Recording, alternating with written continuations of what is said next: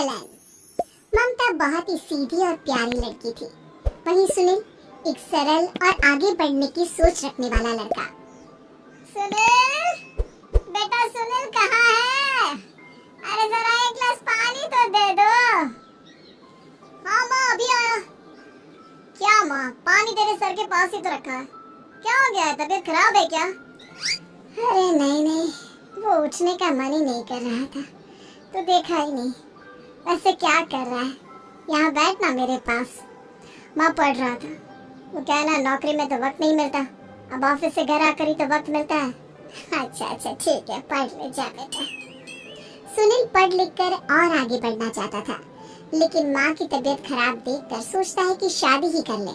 कब तक माँ का ख्याल वो अकेले रख पाएगा? तो एक दिन, माँ ये ममता है, मैंने इससे शादी कर ली है। तुम्हारी तबीयत भी ठीक नहीं रहती, तो मैंने सोचा शादी कर लेता हूँ। घर संभालने वाली और तुम्हें संभालने वाली कोई आ जाएगी तो अच्छा रहेगा। माँ अचानक से सामने बहू देखकर हैरान रह जाती है। बेटा ये क्या बात होती है?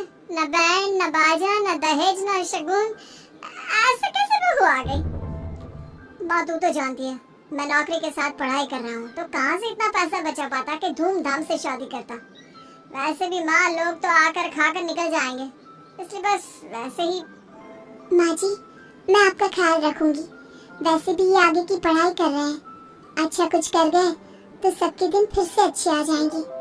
सास को ममता की बात ठीक तो लगती है, लेकिन मन में कहीं ना कहीं लगता है कि कहीं बहू बेटे को लेकर फुर्र ना हो जाए और फिर तो वो रह जाएगी अकेली। बेटा देख, मेरा जो कुछ भी है वो सुनील ही है, और सुनील का भी अब इस दुनिया में मैं ही हूँ और कोई नहीं। क्या सुनील? बिल्कुल माँ, लेकिन आज से ममता भी मेरे जीवन का अहम हिस्सा है, जैसे तू है।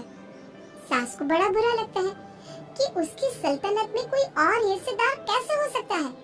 कैसे कोई और उसके 30 साल के बेटे की जिंदगी में अचानक से आकर बराबर का हिस्सेदार बन सकता है। देख बहू, मैं भले थोड़ा बीमार रहती हूँ, लेकिन इसका मतलब ये नहीं कि घर की चीजों में मेरा कंट्रोल खत्म हो गया है। मैं आज भी इस घर की रानी हूँ, समझी? बेटा सोचता है कि ये माँ को अचानक से क्या हो गया। कल तक जो माँ कहती थी कि जिंदगी का कोई भरोसा नहीं, वो अचानक से जंग के मैदान की झांसी की रानी कैसे बन गई? माँ क्या हो गया है? सब ठीक है ना? अचानक कैसे बात कर रही हो? ममता का आज पहला दिन है, स्वागत करो उसका। आसपास के आंटियों को बुलाओ, नई दुल्हन की मुंह दिखाई करवाओ। खैर, सास होने का फर्ज निभाती है और बाद में एक सहेली के साथ बाहर निकल जाती है। क्यों ही बताया नहीं कि बेटे का ब्याह कर रही हो? वैसे तो सारा दिन हम ही में घुसी रहती हो। अरे मुझे भी तो अभी पता चला, क्यों अचानक सर पर लेकर आ गया। कहता है बहू है माँ तुम्हारी, अब इसको भी इतना ही मैं प्यार करता हूँ जितना तुझे करता हूँ। लो जी, ये क्या बात होगी? क्यों इतना प्यार करता है? अरे माँ का प्यार तो ज्यादा होता है। अब उसको तो कोई दूसरा पति मिल सकता है, लेकिन तुम ही बताओ, क्या माँ की ममता किसी और की हो सकती है? ना जी ना, बेटे को समझाओ ये बात। अरे क्या समझाऊं, मुझे तो खुद ही समझ में नहीं आ रहा कि क्या हो रहा है। जो बेटा कल तक माँ माँ करता था, अचानक से बीवी बीवी का राग आलाप रहा है। देखा, उसकी बीवी ना सुंदर और जवान है। सुंदरता के आगे तो एक से एक नहीं टिके, तो तेरा बेटा किस खेत की मूली है? सास को भी समझ में आ जाता है कि बहू की सुंदरता के आगे माँ का प्यार किसी काम का नहीं। उधर बीवी, ए जी, अम्मा जी सहेलियों को छोड़ने गई थी, अभी तक आई नहीं, हम देख आए क्या? अरे रहने दो ना, आ जाएंगी। कहाँ जाएगी, उनकी आदत है, एक बार जाती है तो पूरी पंचायत खत्म करके ही आती है। अच्छा ही है, खाना वाना खा कर गई होगी। छोड़ो ना, घूमेगी तो खाना पचेगा, नहीं तो ऐसे ही खाट पकड़ लेगी। बहू भी शांत हो जाती है।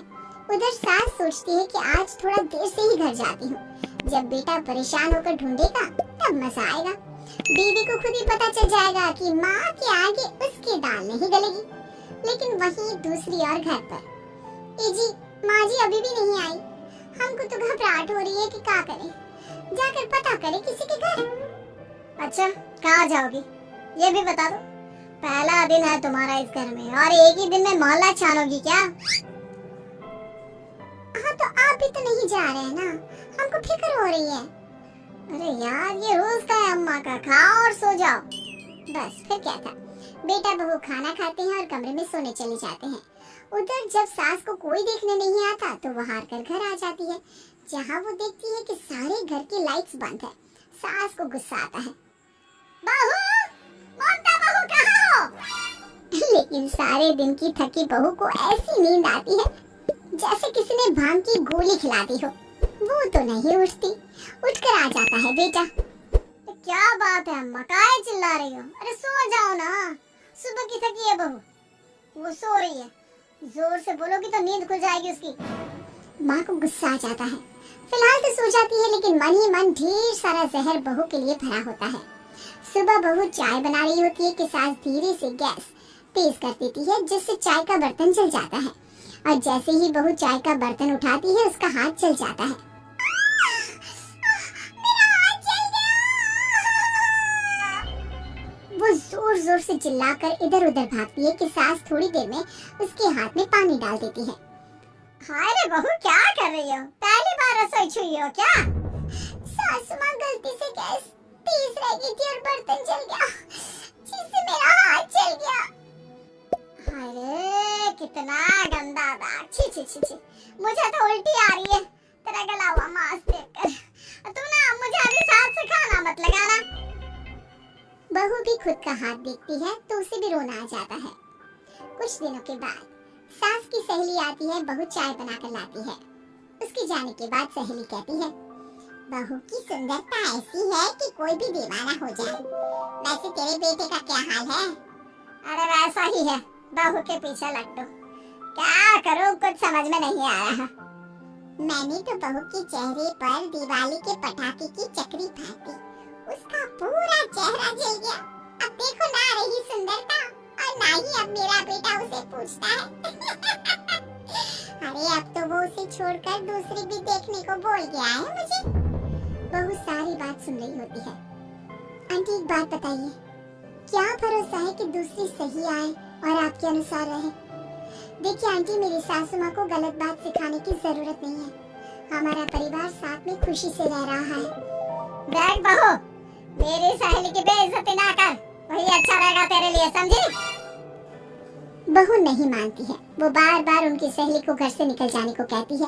तभी सास की सहेली पास के चूल्हे से लकड़ी लाकर बहू के चेहरे पर लगा देती है।